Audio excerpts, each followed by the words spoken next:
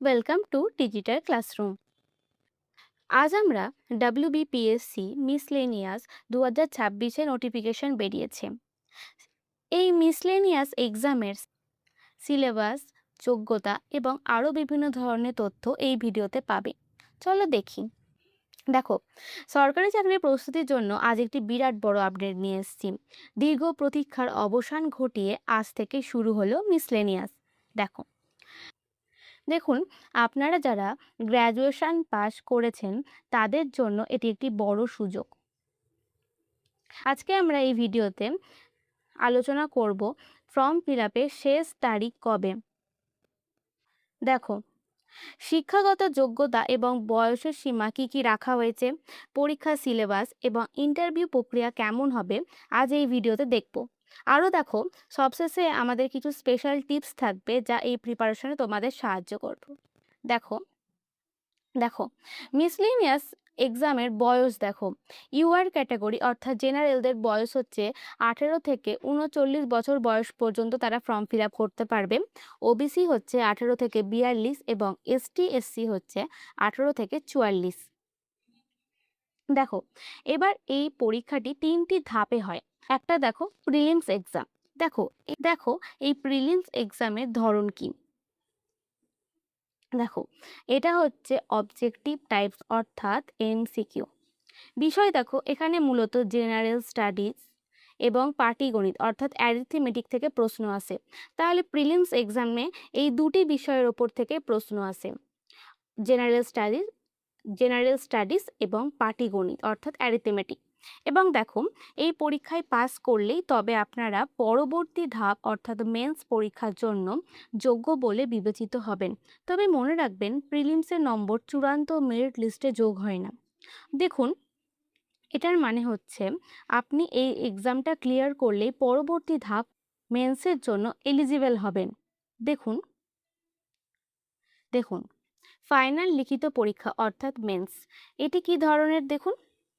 এটি হচ্ছে ডেসক্রিপটিভ অর্থাৎ আগেরটা যেমন এমসিকিউ ছিল, এটি এমসিকিউ নয়, এটি লিখে লিখে উত্তর দিতে হবে অর্থাৎ ব্রড কোয়েশ্চেনের মতন। এখানে মোট 3টি পেপার থাকবে।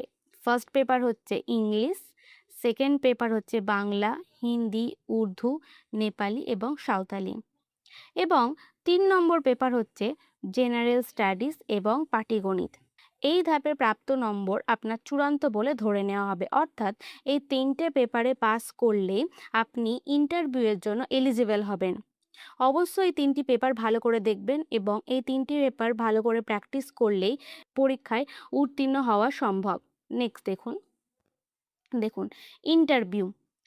এখানে ইন্টারভিউ বা পার্সোনালিটি টেস্ট, এটার মূল উদ্দেশ্য কি দেখুন, প্রার্থীর উপস্থিত বুদ্ধি, চারিত্রিক দৃঢ়তা এবং প্রশাসনিক কাজের দক্ষতা যাচাই করা। এবং দেখুন, ফাইনাল লিখিত পরীক্ষা এবং ইন্টারভিউ এই 2 ধাপের নম্বর যোগ করেই ফাইনাল মেরিট লিস্ট তৈরি করা হয়। নেক্সট দেখুন এরা হচ্ছে মেন্স নম্বর।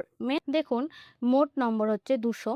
100টি কোয়েশ্চেন, মোট থাকবে 100টি কোয়েশ্চেন, প্রত্যেকটি 2 নম্বর করে, অর্থাৎ 75টি কোয়েশ্চেন থাকবে 150 নম্বর, এবং অ্যারিথমেটিক থাকবে 25টি প্রশ্ন 2 নাম্বার করে অর্থাৎ 50 নম্বর। আর সময় থাকবে হচ্ছে 1 ঘন্টা 30 মিনিট, এবং এটিতে নেগেটিভ মার্ক থাকবে। অবশ্যই এটি ভালো করে লক্ষ্য রাখবেন যে নেগেটিভ মার্ক আছে।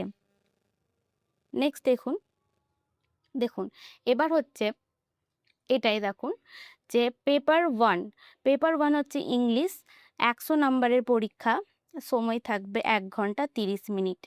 পেপার 2 হচ্ছে সাবজেক্ট হচ্ছে বাংলা, হিন্দি, নেপালি, সাঁওতালি থাকবে, এটাও 100 নম্বরের পরীক্ষা। এটির সময় হচ্ছে 1 ঘন্টা 30 মিনিট। এবং পেপার 3ও তাই, পেপার 3তে থাকবে জেনারেল স্টাডিজ এবং অ্যারিথমেটিক, 150 নাম্বার, সময় থাকবে 2 ঘন্টা 30 মিনিট।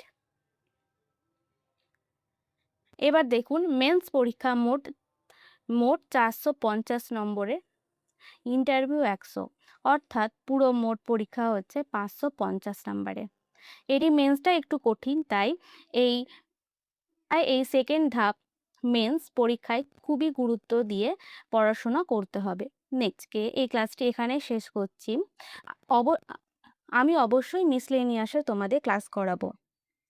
দেখা হবে নেক্সট ক্লাসে।